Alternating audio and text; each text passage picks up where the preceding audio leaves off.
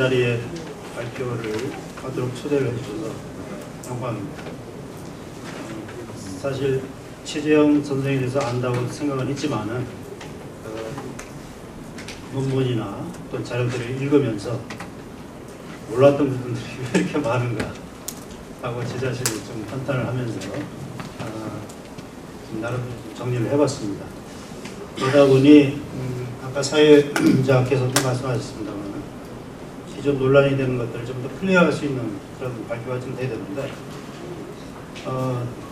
솔직히 제가 명확하게 모든 걸 해줄 수 있을지 그거에 대해서는 좀 아쉬움이 좀 있는데 일단 준비한 대로 최재형 선생의 독립운동 단체 결성과 지원에 대한 그리고 항일 독립운동의 내용에 대해서 발표를 하도록 하겠습니다.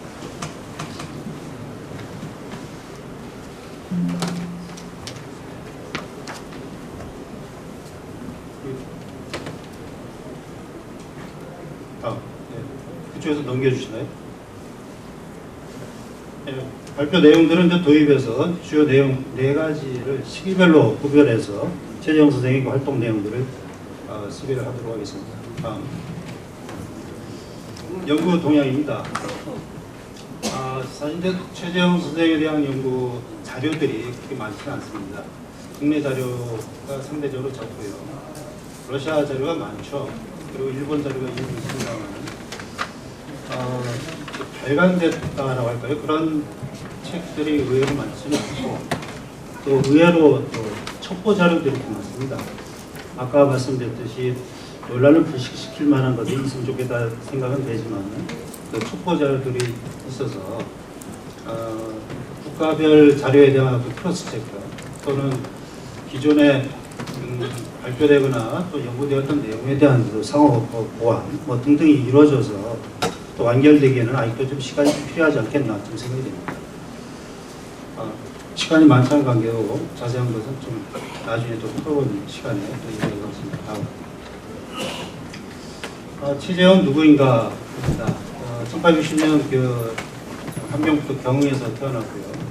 69년 러시아 연해주의 지시너 마을에 이주 정착을 좀 했으며 그 이후 청소년기를 좀 어렵게 또는 해외로 돌아다니는 그 과정을 좀 겪었는데 그 이후 귀향을 해서 통역가로서 또는 육류업 중개상이랄까요? 중개상 등등을 하면서 상당한 부를 축적을 했고 단순히 부를 축적해서 만족하지 않고 이분은 저희 1893년에 연추 남도소의 이제 도원이 됨에 따라서 이 일종의 이제 면장으로 급장으로도 합니다만 이제 면장으로 하겠습니다. 면장으로 취임을 하면서 한인 사회에 대한 큰 역할을 좀 하기 시작을 했습니다. 일종의 행정가로서의 역할도 상당히 했다고 할 수 있겠습니다.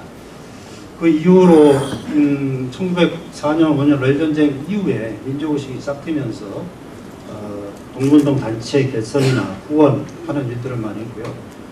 1914년 제1차 세계대전 이후에 실질적으로 러시아 내에서 합법적인 단체 활동을 할 수 있는 그런 상황이 아니었기 때문에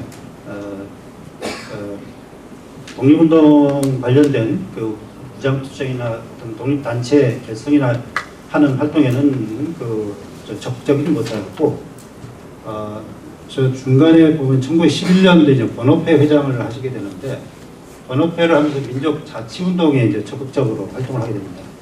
사실 번업회는 앞서 말씀드렸던 도원, 남도서 도원 활동을 했는데 이것도 사실 러시아 정부가 허용한 행정자치단체거든요. 단위거든요. 단위체. 거기서 도원을 하고 그리고 번업회 회장을 했다는 것은 합법적 공간에서 민족운동을 할 수 있는 공간을 열었다라는 의미에서 적극적으로 민족자치운동을 할 수 있었던 계기가 좀 됩니다. 심지어 1917년 보면은 2월 혁명 이후에 연추면의 집행위원장 거기 이제 제임스 토버라고 당시는 얘기를 했죠. 집행위원장을 좀 하셨습니다. 그리고 그 전로 한족회 대표 명예회장을 하시고 그 이후로 계속 이런 활동들이 1919년 3.1운동 이후에 그 임시정부가 해외에서 유형 무형의 형태의 그 임시정부가 발족이 될 때 대한국민의회에서는 외교부장으로 초청을 했고 또 19년 4월 달에 상임임시정부에서는 이제 재무총장으로 선임을 좀 하는 그런 영광을 좀 얻은 셈이죠. 물론 최재형 선생님께서는 그 상임정의 재무총장 취임은 하지는 않고 러시아 연해주의 현장에 남아서 적극적으로 민족운동을 전개했습니다만은 그 자세한 내용은 후에 말씀을 또 드리겠습니다.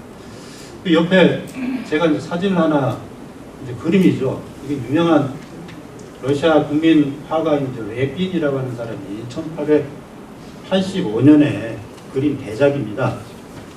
화폭이 291에서 488이니까 3m, 5m 정도 되는 거죠. 이것이 바로 일종의 이제 도원 회의 그 모습입니다.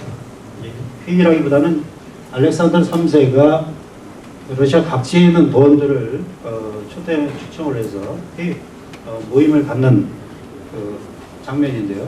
이거를 그림으로 남겨놨습니다.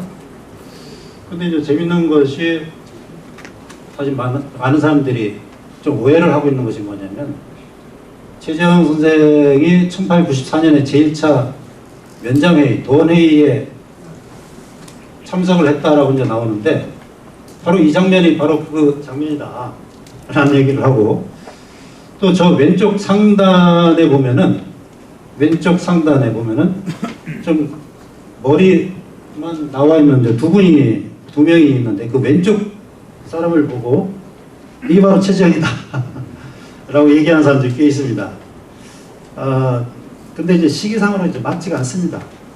그 얼굴은 저도 이제 자세히 클로즈해서 보니까 좀 비슷해요. 동양계 사람 같기도 하고 인물 사진 보면 좀 비슷한데 아까 말씀드렸듯이 이 그림은 1885년에 그려졌다고 얘기를 드렸었죠.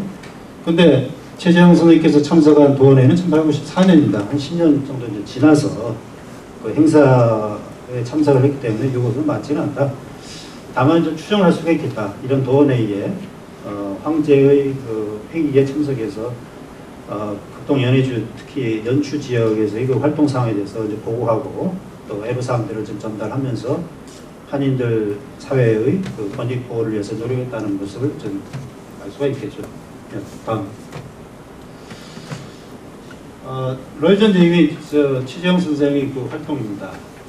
여기서 재밌는 것이 이제 일본을 1905년에 그 박영효의 어떤 초청에 의해서 한 6개월 정도 체류하면서 당시 러시아의 그때 조선 정책에 대해서 이해를 하려고 했고 또 한일 관계 그리고 또 당시 일산회계약 이후에서의 어떤 정세 등등을 이해를 하는 상황이 되어버렸는데 그러면서 아마 민족의식이 좀 더 싹튼 것이 아닌가 이렇게 판단할 수 있고요. 제가 붉은 글씨로 1906년도에 의병대를 조직했다. 그 포세이드 지역인데요. 그리고 일본 헌병대와 싸우고 북경 추소를 공격하는 그런 일이 있었다라고 하는데 사실은 이게 1995년도에 당시 이르쿠스크에 있는 그 박 보리스 선생님이 계십니다. 이분이 제정 러시아의 한인들이라고 하는 책을 발간을 하셨는데 그 내용에 한 두세 줄 정도 언급이 좀 되어 있습니다. 다만 그 참고문은 노트가 없어요.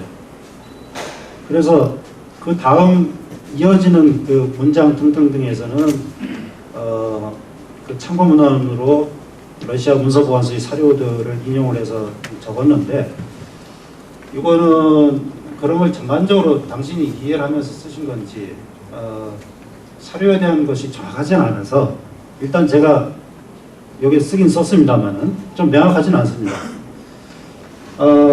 1906년이면은 이런 상황이 좀 될 수 있습니다. 러일 전쟁 당시에 함경북도 그 일대에서 러시아 연해주에 있는 그 부대들이 일본군의 연해주 진입을 막기 위한 그런 작전들을 수행을 합니다.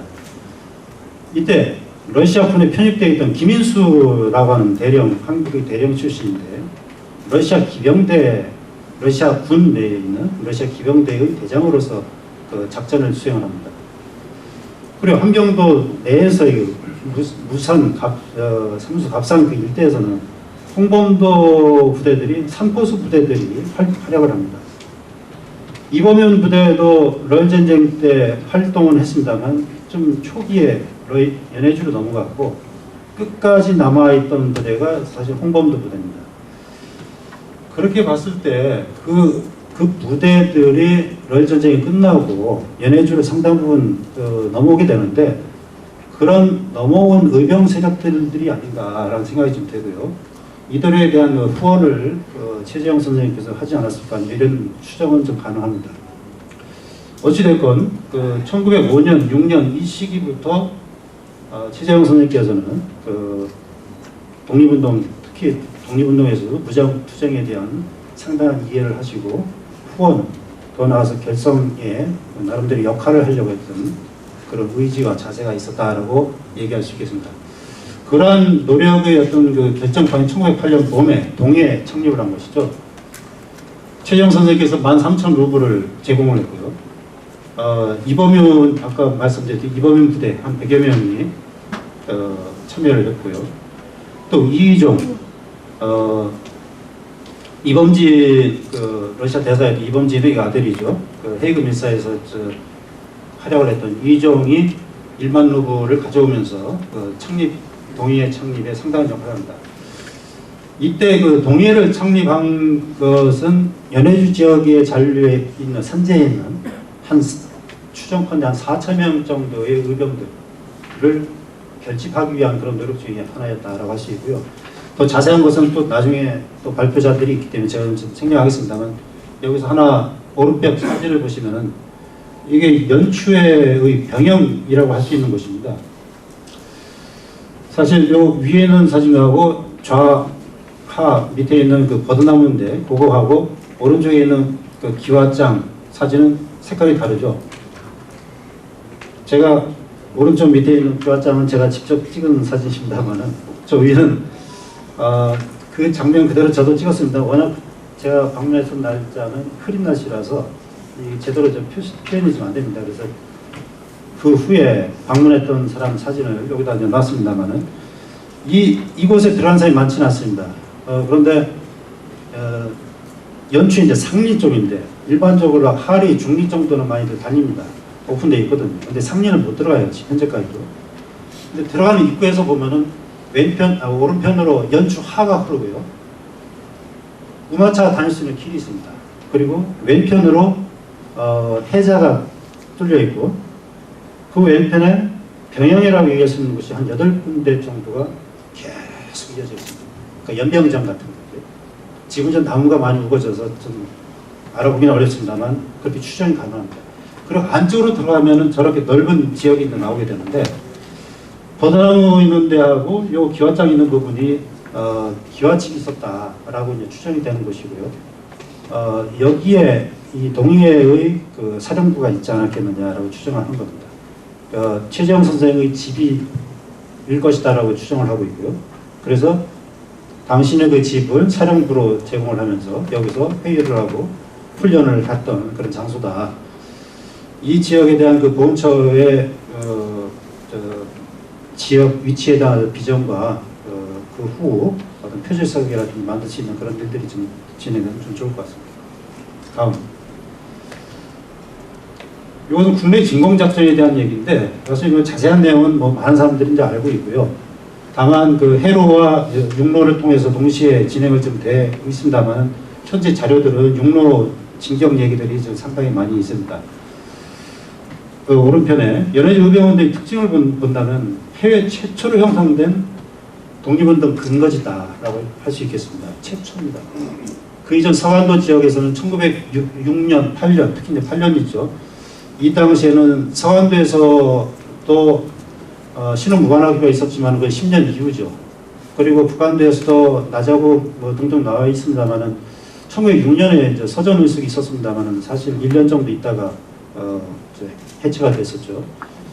그러나 이렇게 일종의 그 군사력이 병영을 형성해서 훈련받고 등등했던 것은 1908년 즈음 이때가 이제 최초가 아닌가 생각이 좀 되고요. 그리고 의병대는 아까도 말씀드렸듯이 최재형의 어떤 재력 그리고 이를 뒷받침해주는 당시 연해주 한인 사회의 성장이 후원 세력이 되었다라는 측면인데, 이것은 그 후에 보면은 서간도 신흥무관학교도 마찬가지고요. 여기서 허위를 쓴 것은 제가 좀 실수했습니다. 허위만 아닙니다만 그 기호지방과 안동 세력이 그 지원을 받은 그 서간도 신흥무관학교가 있고, 북한도에는 저 최진동 삼형제가 중심이 된 저 봉호동 보독부가 이제 있었죠. 또 미주 지역에서는 대조선 구미군당, 또 비행가 양성소 등등등이 당시 한인사회에서 성장했던 사람들이 후원하면서 이룩해낸 그런 일종의 그 근거지와 또는 그 독립운동가를 양성해서 미래의 독립전쟁을 대비했었다라고 할 수 있겠습니다. 다만 연해주 지역에서 너무나 일찍 이루어졌고, 그에 따라서 독립전쟁까지는 나갈 수 있는 상황은 아닙니다. 의병전쟁으로서 외부에서 식민지로 되고 있는 일제 침략이 진행되고 있는 한반도에 대대적인 공격을 좀 감행했다는 면에서는 상당히 의미가 있는 국내 진공 작전이었다라고 할 수 있겠습니다. 시간이 많지 않은데 다음. 네. 1909년 3월 국내 진공 작전 패배 이후에 최정은 선생님께서는 5,600명들의 의병을 모집하고 홍범도를 지휘관으로 해서 재차 진격 계획을 좀 세웠었다라고 얘기하는데, 이건 추가 검토가 좀 가능할 것 같습니다. 다만 그 홍범도도 이때 이후에서는 사실 그 집에 이제 치과하고 있었던 그런 상황들이었기 때문에 이거에 대한 평가를 좀 추가적으로 해봐야 된다는 생각이 들고, 안중근 의거가 지원했다는 것은 또 차후 발표에 또 많이 이제 자세하게 좀 나올 것 같고요. 그리고 13도 의군 창설과 그 이후 성명회에서의 활동 뭐 등등에서는 사실 최재형 선생님은 직접적으로 연관은 없습니다만은 1911년도 죄송합니다. 11년도 아니라 그 50주년 기념 사업회 14년도죠. 다음 넘어가 보겠습니다. 다음. 제가 좀 건너뛰었군요. 14년 얘기를. 그 한일 병탄 이후에 실질적으로 일본의 영향이 러시아의 압박으로 작용을 했기 때문에 시간이 많지는 않죠. 네. 관원회 활동을 하면서 민족 자치운동을 좀 많이 했었다는 것이 앞서 좀 말씀드렸기 때문에 자세하게 설명은 안 했습니다. 다만 14년 그 러일전쟁 10주년이자 한인 이주 50주년 기념 행사를 하면서 한인 사회를 이제 결집하려고 했고, 그리고 더 나아가서는 군자금을 모으고 해서 그 러일전쟁 제2의 러일전쟁을 대비했었다라는 것, 이런 것은 한인 사회에서 최재형도 동감을 하면서 지원을 했었다는 측면에서는 평가를 할 수 있겠다 생각이 듭니다. 다음. 12월 내전기 무장투쟁입니다. 사실 여기 이제 논란이 좀 될 수가 있을 것 같습니다. 제가 한 5분만 좀 더 쓰겠습니다. 1918년 10월 달에 솔박관 부대를 지원했다라고 나와 있고요. 그리고 19년 11월 달에 독립당 결성을 지원했다. 심지어는 어떤 사람은 독립당 단장을 했었다라는 얘기까지 나와 있어서 좀 검토를 좀 해야 되지 않을까 생각이 드는데, 아니면 그렇게까지 얘기가 나와 있는데 제가 사실은 단장까지 했었다라고 감히 못 드리는 것은 저희 이제 조사의 부족 또 이해의 부족이라고 생각이 되겠지만, 그 자료를 좀 더 조사해 볼 필요가 있지 않겠나 좀 생각이 좀 됩니다. 18년도 10월달 솔박관 부대를 지원했다는 것은 어떻게 보면 내전 시기에 하바롭스크 지역에 있었던 운동 세력들이 남하를 했고, 그리고 최재형을 중심으로 한 한인사회에 대한 지원과 그리고 홍범도 의병대에 결직을 하면서 향후 독립 단체를 결성하자는 데 합의를 했고 지원하겠다는 것을 약속했다는 측면에서는 상당히 의미가 있다라고 할 수 있고요. 다만 18년 10월달에 결성됐다라고 얘기는 못할 것 같습니다. 그리고 19년 11월달에 독립단 결성했다고 하는 것도 사실 독립단이라는 명칭이 굉장히 자주 나옵니다. 과연 최재형 선생님께서 독립단을 결성했는가라는 데는 의문이 좀 있는데 일반적으로 최재형 선생님, 김자두나 이용 등등과 더불어서 독립단을 조직했다고 하는 데에 대해서 그 일본 측 자료를 근거로 이제 얘기를 하는데 과연 이 일본 측 자료가 얼마나 신빙성 있는지에 대한 사료 검토가 좀 필요한 것 같고요. 그리고 아들 최파벨이 또 빠샤라고도 하고 이제 한국의 이제 최성학인데 해군 장교로 복무도 했었죠. 83부대에서 독립단을 이끌고 우스리 전투에서 싸웠다라고 이인석의 회고록에 좀 나와 있습니다. 그런데 이때 파벨이 활동했던 요거는 일종의 이제 조명선 열사의 독립단하고도 좀 많이 겹치는 거거든요. 그래서 앞서 얘기했던 그 최재형의 그 독립단이 이 독립단인지 아니면 또 다른 형태인지 이거는 판단이 안 씁니다. 제 개인적으로는. 아마 학계에서도 좀 논란이 좀 되는 것 같고요. 독립단 명칭은 1919년 3월 달에 하와이에서도 결성이 됩니다. 그 박용만 선생님께서 그 대주선 독립단이라는 것을 결성을 합니다. 그리고 결성을 하면서 곧바로 미주 지역의 후원을 받아서 블라디보스토크로 오게 됩니다. 조금 더. 그래서 연해주 지역에서 활동했던 독립단 형태가 상당히 다양한 형태로 존재하고 있다는 것이죠. 그래서 현재로서 제 입장에서 최재형 선생님께서 결성했다는 독립단이 어떤 것인지는 자세히 말씀은 못 드리겠고 아직까지는 논란이 좀 되고 있다라는 얘기를 말씀드리고요. 최재형 선생의 부장투쟁에 대한 것은 이인석의 수기에 자주 등장이 되는데 특히나 상해 임시정부의 그 국무총리 선임이 됐으면서도 취임을 안 한 이유 중에 하나를 이인석 선생이 기록을 한 것이거든요. 여러분들 좀 읽어보셨으리라고 생각이 돼서 좀 넘어가도록 하겠습니다. 그리고 이제 다음 마지막으로 그 4월 참변 즉 러시아 내전 당시에 간섭군들이 다 이제 철수를 하게 했습니다만 일본만이 더 몇 년, 2년인가요? 더 오랫동안 극동에 머물면서 철수를 하지 않고 있었는데 이때 20년 3월 달에 니양 전투라고 한노 연합발전에게 참패를 합니다. 일본군이.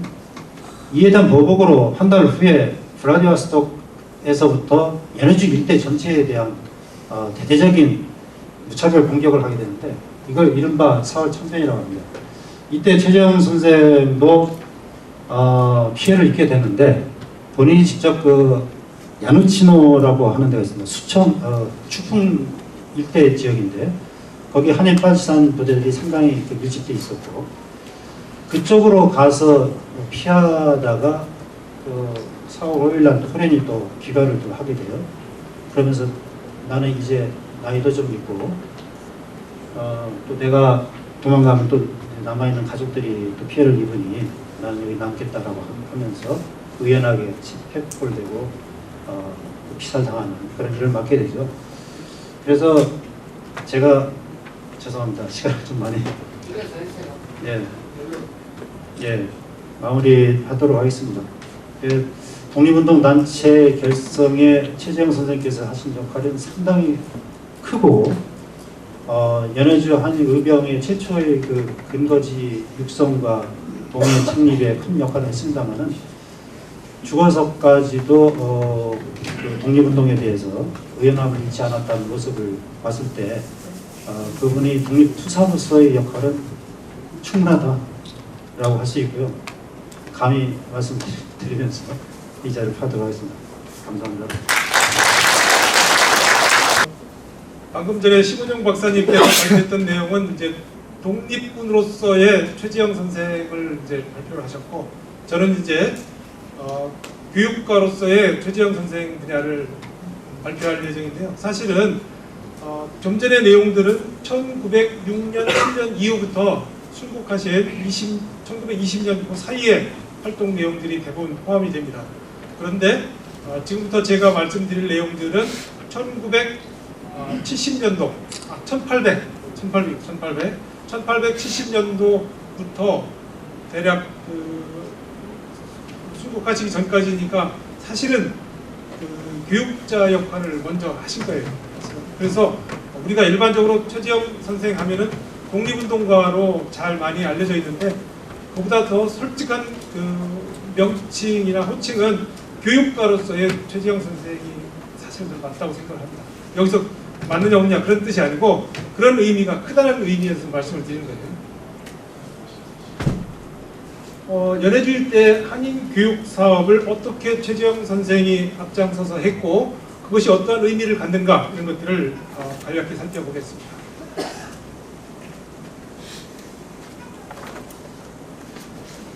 그러기 위해서는 연해주 일대로 우리 한인들이 이주하는 과정이 어땠는지를 간략히 좀 살펴보고 거기에서 어떻게 한인들의 교육이라는 것이 부각이 됐느냐 그런 것들을 살펴본 다음에 최재형의 한인 교육 발전 노력과 그것이 갖는 의의가 어떤 것인가를 간략히 살펴보겠습니다. 첫 번째는 연해주 지역에 한인이 이주하는 과정과 교육 문제가 어떻게 부각되기 시작했는가를 간략히 살펴보겠습니다.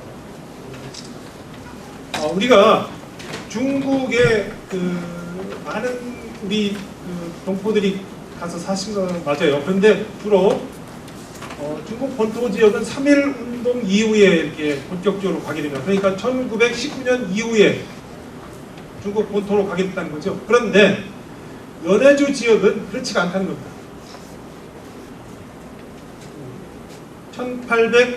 1860년대 중반부터 본격적으로 연해주 지역으로 이주하게 됩니다. 그 이유는 여러분들이 잘 아시는 바와 같이 지금의 북한 지역, 함경도 지역에 가뭄이 와요. 가뭄이 오다 보니까 도만강을 넘어서 연해주 지역으로 들어가서 개척을 하게 됩니다. 살기 위해서 간 거죠. 그러다 보니까 1863년도에 함경도 농민 13가구가 여기에 있다가 이렇게 넘어간 겁니다. 여기 도만강이잖아요. 도만강 넘어가면 이 지역이 포시에트 지역입니다. 포시에트 지역. 지금의 오늘날의 하산스키군 이 지역 일대를 포시에트 지역이라고 얘기합니다. 그 지역에 13가구가 갔는데 64년도에는 60가구, 그 다음에 69년도 대략 한 4, 5년 만에 700가구가 넘는 이렇게 어마어마한 인원들이 이주를 하게 됩니다. 사실은 엄밀하게 따지면 불법 이민이죠. 그 당시에. 그렇지만은 어찌되었든 우리 국내에서 살기 어려운 상황을 피하기 위해서 이쪽으로 상당수가 이주를 하게 됩니다. 그래서 최초 생긴 마을이 지신어 마을이라고 합니다. 지신어 마을. 연해주 일대에 많은 한인 마을들이 있어요. 그런데 거기가 어딘지를 찾기가 좀 어렵더라고요. 그래서 이거 제가 일일이 자료를 찾아가지고 지도를 만들었는데 여러분들이 나중에 필요하시면은 사용을 하셔도 크게 이의를 안 걸겠습니다. 사용하셔도 됩니다. 지신어 마을이 여기가 도만강입니다. 도만강이 북한 땅, 지금 북한 땅 도만강이고 요 보라색 동쪽이 러시아 땅이고 요 보라색 서쪽이 중국 땅이에요. 잘 알고 있는 옌비엔 조선자치주 지금 옌비엔 거기 얘기한 거죠. 이쪽 지역이 이제 핫산이 여기 있는데 요 지역은 이제 러시아 땅, 중국 땅, 북한 땅이 근접해 있는 3개 국경이 있는 이런 지역. 그러니까 사실은 이렇게 넘어서 이쪽 지역으로 가기는 굉장히 맘만 먹으면 할 수 있었다는 거죠. 그러다 보니까 어려운 삶을 피하기 위해서 이쪽 지역으로 갔던 겁니다. 이게 이제 최초의 지신어 마을이에요. 지신어 마을. 그렇게 생겼고 이어서 생긴 것이 이제 연추입니다. 연추. 연추 마을이 이쪽 남부 연해주 지역의 한인 마을의 대표적인 중심지였습니다. 그러다가 나중에 여기 블라디보스톡에 있는 신안촌이 본격적으로 7년, 8년 그 이후에 신안촌이 이제 본격적인 한인 마을의 대표적 성격을 띠게 되죠. 그 전까지는 이 연추가 대표적인 한인의 그 중심지였습니다. 그 다음에 이제 그 축풍사사라는 걸 아마 책에서 보신 분들이 있으실 건데, 이 축풍사사는 지실러 마을이라든가 연추 이쪽 그 포시에트 지방으로 상당수 한인이 들어오다 보니까 러시아에서 이주 정책을 추진한 겁니다. 이주 정책을 이쪽 지역에 4개의 마을을 형성을 해주면서 여기에 살아라 이렇게 한 거예요. 그리고 또 하나 마을은 이 수찬, 수청, 수찬 이렇게 됩니다. 여기 나우카 북동쪽에 있는 요 수찬 지역도 이주시킨 마을입니다. 또 하나는 도비어라는 마을이 있는데, 요거는 나성촌, 나성동, 요 나성촌에 있던 사람들이 이쪽으로 이주해서 산 겁니다. 그러다가 볼세비키 혁명이 형성이 되고 그 다음에 공산화가 되면서 이쪽 지역에 있던 한인들을 저 중앙아시아로 이전을 시킨 겁니다. 1923년, 1937년 이 여간에 상당수가 중앙아시아로 사실은 쫓겨간 거죠. 그런 현상이 벌어졌습니다. 그래서 1860년도 중반부터 1920년도까지는 이쪽 지역이 우리 한인들의 상당수 생활 터전이었다. 그 중에서 이쪽 연추가 중심지였고 1907년, 8년 이후부터는 블라디보스톡이 중심지였다. 이런 것들을 이제 개략적으로 말씀을 드리고 다음으로 넘어가겠습니다. 연해주 지역의 우리 한인 교육은 크게 2개로 분류를 할 수 있어요. 1700년을 중심으로 해서 그 이전 교육과 1700년 이후의 교육으로 크게 나눌 수가 있습니다. 이렇게 나눌 수 있는 이유는 1700년도가 어떤 의미를 갖죠? 그렇습니다. 1500년도에 을사늑약이라고 그러죠. 을사늑약. 그리고 1700년도에 정비 7두약 해가지고 우리의 국권이 실질적으로 빼앗기는 이런 단계지 않습니까? 물론 1910년도에 완전히 우리의 국권을 상수했지만 이 시점에 우리 국권이 상실돼가는 시점이라는 거죠. 그래서 연해주 한인 지역에서의 교육이 기존의 교육에서 더 발전시켜가지고 어떤 걸 해야 되냐, 민족 계몽 교육, 군사 교육, 그 다음에 독립자금을 모집하는 이런 역할들을 교육시켜야 되겠다라는 쪽으로 방향이 크게 바뀝니다. 그 이전에는 1863년도, 64년도에 이주민이 최초 시작됐다고 그랬죠. 그때 처음에는 이쪽 연해주 지역에 서당이 들었어요. 서당. 왜? 우리가 이미 충분히 학습이 됐던 이런 것들이 서당이잖아요. 한학 이런 것들 하다 보니까 연해주 지역에 이주해가지고 서당을 만들었는데 이것이 그렇게 잘 되지가 않아요. 왜 그러냐면은 문제는 이렇게 연해주 지역에 한인들이 와가지고 상당수 이렇게 정착을 했다는 거죠. 근데 러시아 입장에서 봤을 때는 연해주 지역에 한인들이 들어와서 자기들의 교육 시스템이라고 하는 서당이라는 것 뭐 이상한 거 가지고 교육을 시키고 그 다음에 자기들 말을 쓴다 이겁니다. 자, 이렇게 러시아 정부나 러시아 국민들이 봤을 때는 이민족이잖아요. 저거 그냥 놔두다가는 큰 문제가 될 수 있겠다. 일종의 오랑캐들이 들어와서 자기 나라를 빼앗는다는 이런 생각을 갖게 되는 거예요. 우리가 오랑캐라는 뜻이 아니고 비유가 그렇다는 겁니다. 그래서 러시아에서는 이렇게 대거 들어온 한인들을 그대로 그냥 한국식 교육으로 만들 것이 아니라 러시아식 교육으로 만들어가지고 러시아 사람으로 만들어야 되겠다라고 하게 됩니다. 그게 이제 큰 차이가 벌어집니다. 그래서 러시아 정부가 나서서 러시아 학교를 세워요. 그래서 한인들한테 러시아어와 러시아 지식, 문화 이런 것들을 가르치게 됩니다. 이게 러시아 정부가 세운 학교예요. 60년도, 70년도. 그 다음에 이제 70년도, 80년도에서는 러시아 정교회가 나서서 학교를 만듭니다. 왜 그러냐면은 러시아 정부가 학교를 만들었는데 예산을 안 주면은 학교가 운영되다가 문을 닫아요. 휴교를 합니다. 그래서 안 되니까 교육이 제대로 안 되는 겁니다. 그래서 러시아 정교회에서 나서서 한인들 교육을 하게 됩니다. 왜? 포교도 하고 그다음에 한인들 교육도 시키고 이렇게 두 가지를 목적으로 한인들한테 접근을 해서 러시아 정교회가 정교 학교를 만듭니다. 이런 것들이 70년대 학교가 있었습니다. 자, 문제는 이런 학교들이 러시아 정부든 러시아 정교회든 거기에서 예산을 받아가지고 거기에서 운영이 됐던 거예요. 그런데 이 예산이 중단되게 되면 학교를 운영할 수 있는 능력이 없다는 겁니다. 누가? 한인 자체적으로 운영할 수 있는 능력이 없었던 거예요. 그러니까 학교가 몇 달 운영되다가 돈이 떨어지면 문 닫고 휴교하고 다시 또 지원금이 내려오면 문 열고 이런 형태를 반복했던 겁니다. 이런 형태를 이 당시에. 그러다가 1890년도부터는 러시아가 지방자치제도를 본격화하기 시작해요. 지방자치제. 아까 도원 이런 것들은 도원도 두 가지 성격이 있어요. 정부에서 임명한 도원. 우리 지금 면장이나 이런 사람들은 지방정부에서 임명해 주잖아요. 면장도 선출제인가요? 임명하죠. 네, 임명하고 그 다음에 나머지 지자체장들은 선출하잖아요. 근데 그 당시에 초기에는 지방장들을 중앙정부에서 임명을 해줬어요. 그 도원이 이제 중앙정부에서 아까 1885년도에 나왔던 그 도원 사람들은 중앙정부에서 임명된 도원들. 최재형은 중앙정부에서 임명된 도원이 아니고 지자체 선출에 의해서 선출된 도원. 이렇게 이제 바뀐 겁니다. 신분이.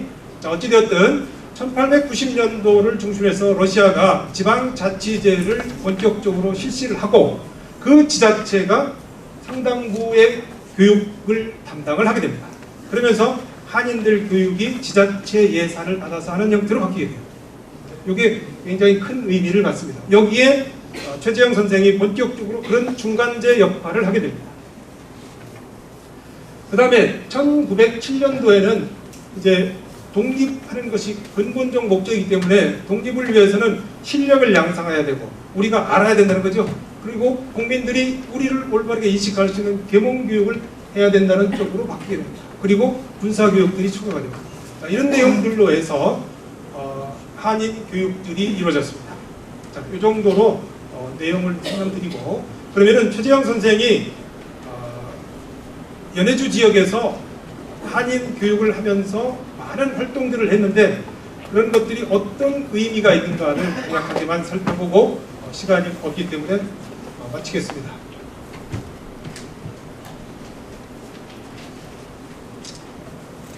이거 하나만 할까요? 네.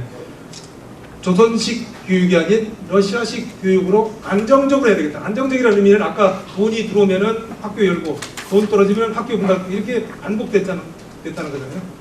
그래서 러시아 땅에서 한인이 제대로 뿌리를 내리기 위해서는 한인 교육이 아니라 러시아 교육을 해서 러시아 사람하고 똑같이 생활할 수 있는 밑바탕이 돼야 되겠다라는 것들을 이미 본인이 어렸을 때 겪었다는 겁니다. 그렇게 해서 자기가 자수성가하고 보니까 우리 한인이 살 수 있는 방법은 이 방법밖에 없다라고 했던 거죠. 굉장히 당시의 상황을 잘 읽고 올바르게 인도를 한 거죠. 활동의 의의를 중심으로 해서 간략하게 4개만 살펴보겠습니다. 한인이 러시아 지역에서 정착에 필요한 러시아식 교육의 토대를 마련했다라는 것이 이제 첫 번째 의의가 되겠습니다. 러시아 정부, 지자체, 정교회, 그 다음에 지역의 유지 이런 사람들의 예산을 끌어모아 가지고 학교를 좀 안정적으로 운영해야 되겠다 하는 것들이 이제 최재형 선생의 가치 있는 일이었다고 볼 수 있겠고, 그 다음에 두 번째는 러시아 정부의 승인을 받아 가지고 합법적으로 운영을 했다는 겁니다. 그런 얘기는 무슨 소리예요? 러시아로부터 정부 지원을 받을 수 있지만 러시아 국민들한테 반감을 안 산다는 거죠. 또 이 단체가 일본한테 무차별적으로 공격을 받을 수 있는 회피 통로도 될 수 있었다는 겁니다. 자, 두 번째는 한인 교육료를 충족하기 위해서 재력가, 최재형 선생이 돈을 많이 벌어서 재력가였고 유지였다는 것은 다 아시고 계실 겁니다. 그런데 본인뿐만 아니라 주위에 있는 사람들을 끌어모아서 그런 사람들의 돈을 모아서 하고 교육 활동을 했다는 거죠. 이제 연해주 한인 사회의 영웅 3걸 해가지고 최지영 선생, 최봉준, 김만학 이렇게 아주 저명한 분들이 계십니다. 그 이외에도 여기 이종호 선생이라든가 한익성, 그다음에 한익성 선생의 동생 이런 분들을 성공한 분들을 끌어들여서 기부금을 받아서 학교를 운영하는 이렇게 안정적인 학교 운영이 가능하도록 했다는 데 있겠고, 그다음에 요거는 건너뛰겠습니다. 이 내용은 우리가 잘 알고 있는 특정 지역의 한인들이 갔는데 거기는 이런 교육 시스템이 안 만들어졌다는 겁니다. 왜? 최재형 선생 같은 분이 없었기 때문에 그렇다는 거예요, 결론적으로. 그런데 연해주 지역에서는 그런 시스템을 잘 갖췄기 때문에 연해주 한인들이 올바른 러시아식 교육을 받고 러시아에서 뿌리를 내릴 수 있었다 하는 내용입니다. 자, 세 번째는 연해주 지역 한인이 애국 계몽 운동과 민족의식을 고취하는 데 기여를 했다. 요거는 이제 주로 1907년, 8년 그 시점 전후에서의 내용이 되겠죠. 독립을 위해서 교육을 해야 되는데 그 교육이 근본적인 목적은 우리가 올바로 알아야 된다는 겁니다. 올바로 알아야 된다. 이런 내용들을 좀 얘기를 했는데 생략을 하겠습니다. 그 다음에 번호패를 통해서도 말씀을 했고, 번호패는 글자 그대로 하면은 산업진흥이죠. 이런 것들을 잘해서 우리 그 국민들이 잘 살아야 된다라는 건데, 거기에 궁극적인 목적은 독립을 위한 건데, 거기에 또 하나의 중요한 내용들이 이 학업입니다. 학업. 거기에 연해주 지역의 번업을 위해서 최재형 선생이 앞장섰다 하는 내용이 되겠습니다.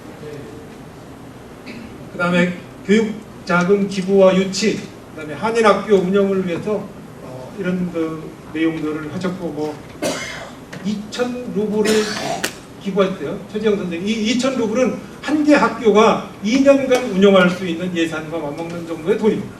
그 다음에 도원하면서 봉급 3,000루블을 은행에다 맡겨가지고 이걸 이자로 해서 학생들을 매년 한 명씩 도시로 선발을 해서 유학도 보내고 이런 것들을 하고, 이런 사람들을 끌어들여가지고 기부금을 받아서 학교를 안정적으로 운영하는 이런 것들을 많이 했습니다.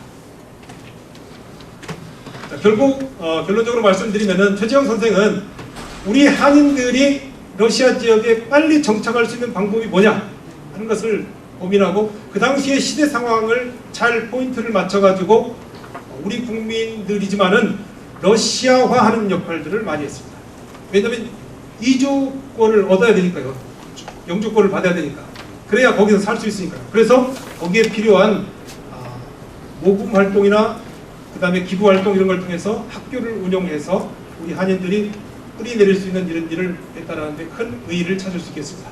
네, 감사합니다. 발표 잘 들었습니다. 오늘은 우리 독립투사 최재형 선생님의 제일 존경하는 그 시입니다. 그래서 저는 좀 호칭 문제부터 좀 정리하고 넘어가고요. 특히 독립투사적인 측면에서 최재형 군은 최재형 장군이라고 이렇게 표현하는 것이 맞지 않나 이렇게 생각합니다. 이것은 제가 지는 호칭이 아니고요. 이미 그 1920년 5월 15일 우리 독립신문에 개봉 후 독립투사도 이 표현을 쓰셨습니다. 그래서 그 항일 투쟁의 과정에서 최재형은 독립투사 최재형 장군이 더 확실한 표현이 아닌가, 저는 그렇게 말씀을 드리고 싶습니다. 이와 같이 우리 최재형의 그 장군님의 훌륭한 그 업적이 이렇게 본격화된 것은 앞에도 학자들이 있었지만은 2004년도에 우리 그 오늘날 국가보훈청에 있는 9월달에 독립운동가 최재형이 소개되면서부터 이제 우리 대중들에게 조금씩 이렇게 알려졌던 그런 장군인 것 같습니다. 업적에 비해서 너무 늦게 알려졌죠. 그래서 오늘 이와 같이 그 업적에 대해서 양적으로는 너무 많이 부족하지만 지금부터라도 이렇게 널리 알려지게 된다면은 더 많은 분들에게 그리고 오랫동안 기억되지 않을까 생각됩니다. 오늘 발표하신 우리 발표자께서는 국내 자료뿐만 아니라 국외 자료까지 이렇게 다양한 자료를 또 그 현장감 있게 시각 자료까지 잘 활용해 주셨고 이해가 쉽도록 단계별로 이렇게 잘 나누어져서 이해하는데 충분한 도움이 되었습니다. 저는 그 현대적 측면에서 세 가지만 좀 말씀을 드리고 싶습니다. 첫째는 우리 근현대사에 우리 민족이 가장 어렵고 힘든 시기에 활동한 항일 내국 독립운동가였다. 저는 이렇게 말씀을 드리고 싶습니다. 어떤 국민들의 정신적 지주가 아니었나라고 생각되고요. 둘째는 현장 중심의 행동형 독립운동가였다. 통상 이렇게 현장에서 직접 뛰기가 쉽지 않은데 본인께서 직접 의병 부대를 조직하고 마지막에 안중근 의사에 지원하기까지 몸소 현장에서 실천한 분이다. 세 번째는 오늘날 현대 노블리스 오블리주 정신을 가지신 독립운동가였다라고 표현하고 싶습니다. 대부분 이와 같이 재력가가 자신의 어떤 그런 안위를 많이 도모하는 것 반면에 집 한 채 없는 그런 재벌가였다는 겁니다. 그래서 프랑스 칼레 도시에 노블리스 오블리주가 있다면은 우리 대한민국의 최재형 우리 장군님이 계셨다. 저는 이렇게 말씀을 드리고 싶습니다. 오늘 이와 같은 그 고귀한 시간에 다시 우리가 최재형 장군님을 소환해서 역사 무대로 끌어올린다는 것은 앞으로 우리가 계속 기억하고 더 발전시키자는 차원에서 대단히 의미 있고 뜻있는 시간이었다고 생각합니다. 이상입니다. 네, 감사합니다. 안영옥 회장님, 축약해서 말씀을 해주시면 고맙겠습니다. 네. 두 분 교수님 발제 잘 들었습니다. 많은 것을 새로운 사실들을 많이 알게 됐고 또 얼마나 최재형 선생이 위대한 분인가 하는 것을 새삼 알게 되었습니다. 사실 저는 이 학문적 지식과 소양이 부족해서 이 자리에 앉을 만한 능력이 안 되는데 또 군인된 입장에서 군인의 시각으로 최재형 선생을 본다면은 그것도 의미가 있겠다라고 생각을 해서 이 영광스러운 자리에 앉게 됐습니다. 아까 발제하실 때도 잠시 얘기가 나왔지만 최재형 선생의 군사력에 대한 인식을 좀 우리가 볼 수가 있습니다. 상해 임시정부 재무총장 선임을 거부하면서 만일 상해로 가는 여비가 있다면 그 돈으로 총을 사서 우리 독립군대에 보내겠다. 이 얼마나 가짜 애국자들이 허영에 취해서 상해로 이르쿠츠크로 들이뛰면서 빨치상 운동가는 본체 만체하는 판국이 아닌가라고 한탄을 했다고 합니다. 그래서 상해 임시정부에 대한 내용을 거부를 했죠. 뭐 다 알다시피 대한의군 참모중장이라고 안중근 장군이 자기를 소개를 했습니다. 거기에 김두성이라는 분이 임명장을 줬습니다. 이 김두성이 최재형 선생이다 라고 많은 분들이 그렇게 알고 있죠. 물론 이건 역사적으로 이제 좀 고증이 필요하지만 그래서 최재형 선생을 최재형 장군으로 이렇게 호칭하는 것도 타당하다라고 생각이 됩니다. 모든 독립운동은 무장투쟁으로부터 시작되었습니다. 무장투쟁이 아닌 외교를 지향했던 상해 임시정부는 해방 후에 인정받지 못했습니다. 그래서 김구 선생은 개인 자격으로 귀국해야만 했죠. 사실 태평양 전쟁이 1943년 미드웨이 해전 이후로 전세가 기울어져서 미군이 연전 연승을 합니다. 그럼에도 미국 입장에서는 굉장히 다그랬습니다. 왜냐하면 일본을 완전히 굴복시키기 위해서는 미군 병사 200만이 희생되어야 된다고 생각을 했습니다. 어떻게 해서든지 외국 군대를 태평양 전쟁에 참전시키기 위해서 노력했습니다. 이때 이제 이것을 위해서 얄타 비밀 협정이 나오죠. 그래서 루즈벨트는 스탈린에게 얄타 비밀 협정에서 약속을 합니다. 소련이 대일 전쟁에 참전한다면 사할린과 쿠릴 열도를 할양하겠다. 위순 조차권을 인정하겠다. 외몽고를 독립시키겠다라고 약속을 해서 소련이 태평양 전쟁에 참전하게 됩니다. 이 내용을 장개석 총통은 나중에 알게 되어서 굉장히 분노했다고 합니다. 미국이 중국을 소련에 팔았다라고 이야기하면서 분노를 했다고 합니다. 미국은 이렇게 절박했습니다. 우리 당시의 상해 임시정부가 최재형 선생의 구상대로 군대를 보유하고 있었다면 상해 우리 역사는 달라졌다고 생각을 합니다. 김구 선생이 개인 자격이 아니라 임시정부가 우리 땅에 그대로 들어올 수 있지 않았나라고 생각을 합니다. 김구 선생이 귀국 이후에 세 사람을 찾죠. 세 사람의 유족을 찾습니다. 그 김구 선생 백범일지에 나오는 글입니다. 이봉창 의사, 윤봉글 의사, 김주경이라는 사람의 유족을 찾습니다. 이봉창과 윤봉길 의사 유족을 찾는 것은 뭐 당연한 일이죠. 근데 잘 알려지지 않았던 인물인 김주경이라는 인물의 유족을 찾는데, 이 김주경이라는 분은 김구 선생이 치하포 의고를 일으킬 때, 치하포 의고를 김구 선생이 19살 때 일으킵니다. 그 치하포라는 그 황해도의 조그만 포구에 그 명성황후 시해 사건에 가담했던 스치다라는 일본 중위를 김구 선생이 살해를 합니다.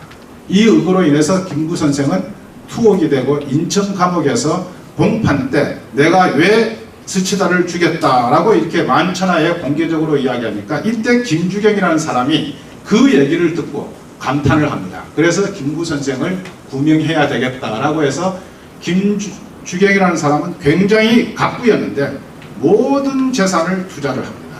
사실 김구 선생하고 김주경은 일면식도 없었어요.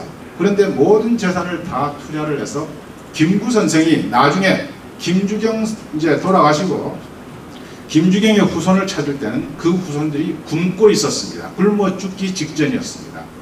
그래서 과거에 우리 선조들은 명분과 대의를 위해서 이렇게 자신의 모든 것을 희생할 수 있었구나라고 생각이 들었습니다. 우리가 잘 알고 있는 이회영 선생은 유형제가 모두 독립운동에 가담을 했습니다. 우리 조선의 최고의 갑부였죠. 지금으로 이야기하면 재벌이었습니다. 모든 재산을 다 투자했습니다. 근데 6형제 중에 5형제가 굶어 죽거나 옥살을 합니다. 나중에 모든 재산을 투자해서 아사를 합니다. 그 6형제 중에 유일하게 살아남은 분이 이시영 선생이죠. 그분이 이제 나중에 해방 이후에 우리 초대 부통령을 하지 않습니까? 그래서 과거에 우리 그 애국 선조들은 이 명분과 대의를 위해서 모든 것을 희생하는 분들이었구나. 국내에서 유해영 선생이 이렇게 노력을 했다면 국외에는 최재형 선생이 있었습니다. 최재형 선생의 업적이 결코 이회영 선생의 업적에 모자라지 않다고 생각합니다. 근데 지금 이 선양 정도 알려진 정도가 우리 최재형 선생은 이회영 선생에 비해서 훨씬 낫지 않나 이렇게 생각을 합니다. 그 이유를 저는 생각해 보았습니다. 우리 그 독립운동 역사를 상해 임시정부 중심으로 조명을 했기 때문에 최재형 선생이 배제되지 않았나라는 생각이 들고요. 두 번째는 좌우 이념에 의해서 러시아 독립운동을 좀 저평가하는 경향이 있었습니다. 사실 최재형 선생은 좌익하고는 전혀 상관이 없습니다. 그럼에도 불구하고 러시아에서 활동한 것 때문에 또 저평가되지 않았나 이런 생각을 했습니다. 그래서 우리 발제하신 신 박사님께서, 신 교수님께서 여기에 대한 좀 왜 우리 그 최재형 선생이 지금까지 알려지지 않고 선양되지 않았는가 하는 그런 의견을 좀 이렇게 말씀해 주시기 바랍니다. 예, 이상입니다. 네, 감사합니다. 독립운동의 어떤 그 갈래를 보면 무장투쟁, 산업증진, 교육, 개공운동 뭐 이렇게 볼 수가 있는데, 저희들이 드라마나 뭐 또 저희들이 조명을 지금까지 많이 조명한 분야는 주로 이제 무장투쟁, 그러니까 이제 드라마 소재로도 잘 나오고 그랬는데, 사실은 교육, 계몽운동은 저희들이 좀 다소 소홀하지 않나. 근데 오늘 이 세미나는 그런 쪽에 다시 한번 포커스를 둬서 어떤 균형추를 맞춰가는 이런 노력의 일환으로 보여지고요. 특히 이제 연해주에서의 어떤 그 교육을 보면 쭉 우리 김유석 박사께서 잘 이렇게 간추려 주셔서 그 포인트를 짚어주셨는데, 처음에 어떻게 보면 선교 목적, 러시아 정교의 선교 목적에 의해서 교육 사업이 러시아 측에서 시작이 돼요.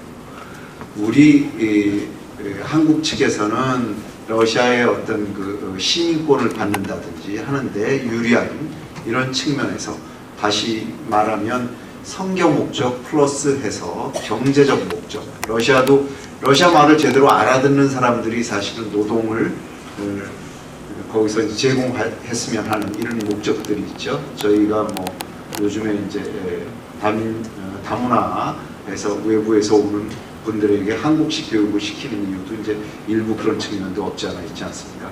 그런데 최재형 선생의 이러한 교육 사업의 어떤 지능 여기에 노력한 것은 최재형 선생께서 도원이라는 아주 결정적인 위치를 갖게 되면서 사실은 행정 플러스 교육의 권한을 갖고 여기에 민족적 자긍심을 주어지는 교육에 헌신하실 수 있었다라는 점에서 큰 의미를 갖는다고 생각을 합니다.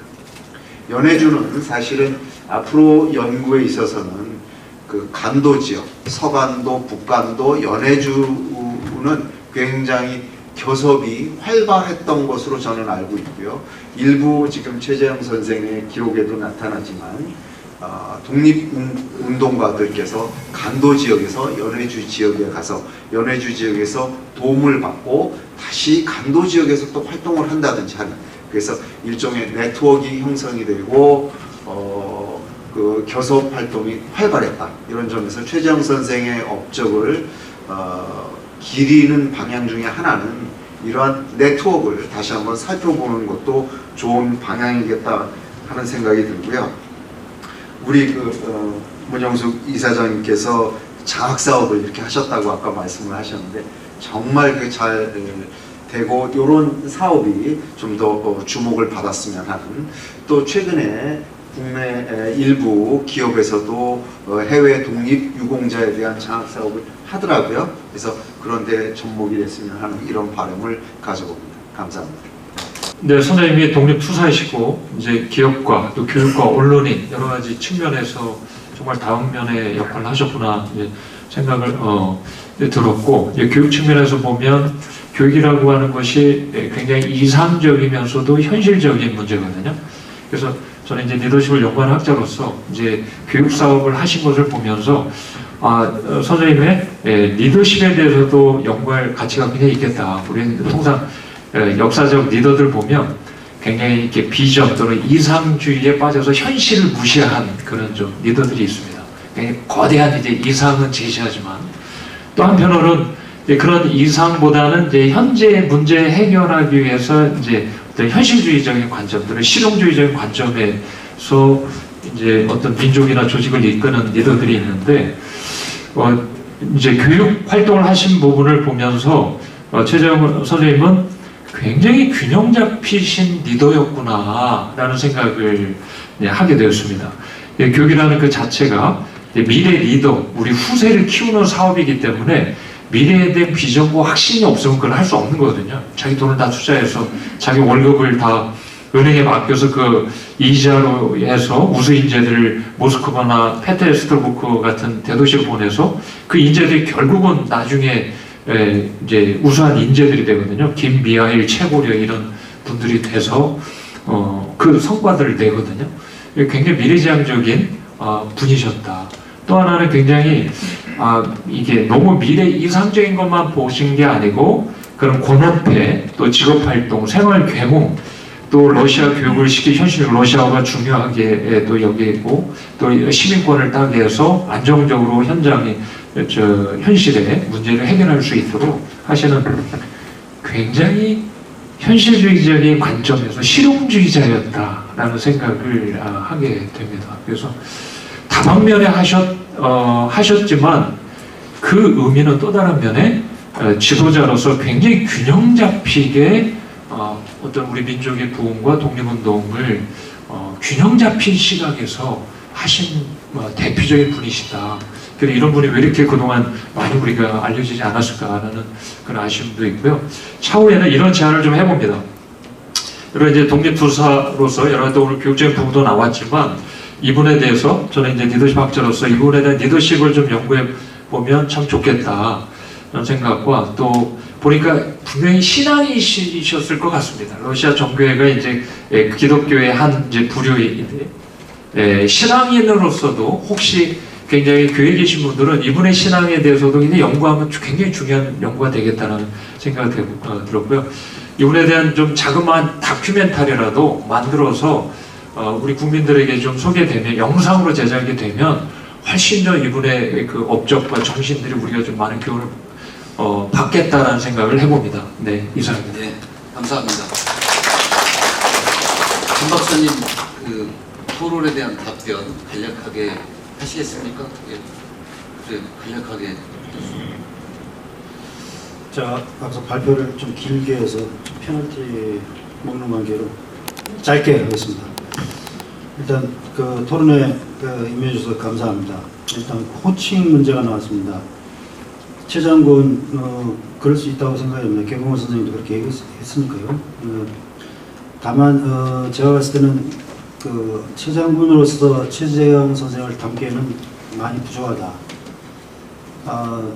우리가 지도자라고도 얘기합니다만 지도자는 또 끌고 간다고 그러죠. 또 보스는 또 함께 한다고 맞습니까? 그런 의미라고 하면 그 이상 보스로서의 한인사회 보스 또는 독립운동의 보스로서의 역할이 크지 않았나 좀 생각이 되고요. 최재형 선생에 대한 연구가 좀 부족했다. 그 이유를 상인지 인정 중심으로 그 논의가 되었고 또 좌우익 이념의 어떤 그 편차랄까 차별 때문에 그 저평가되었다, 무시되었다. 그런 표현들이 좀 맞긴 맞는 것 같습니다.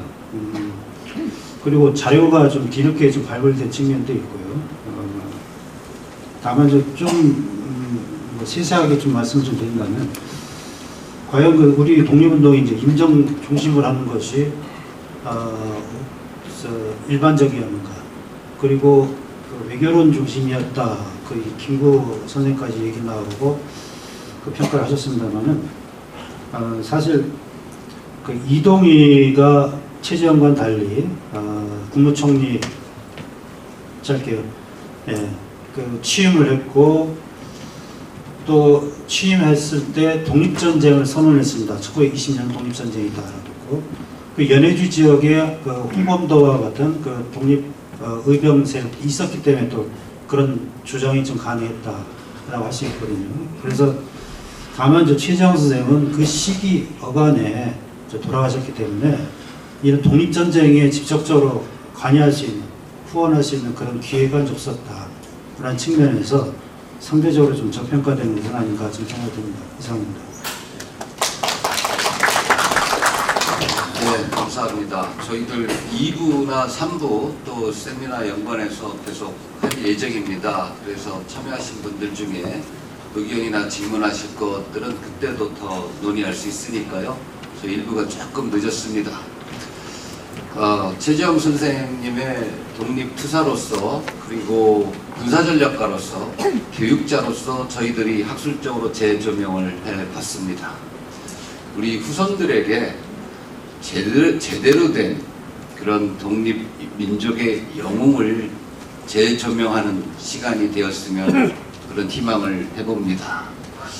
지금 저희들한테 분명한 것은 그분이 해왔던 업적이 현재 저희들 알고 있기로는 건국 훈장 독립장으로 이렇게 3등급으로 추서되어 있는 것으로 알고 있는데 저희들 학자들 의견은 적어도 이분에게 대한민국 장으로 추서를 해 주셔야 되겠다라는 그런 의견이 드립니다.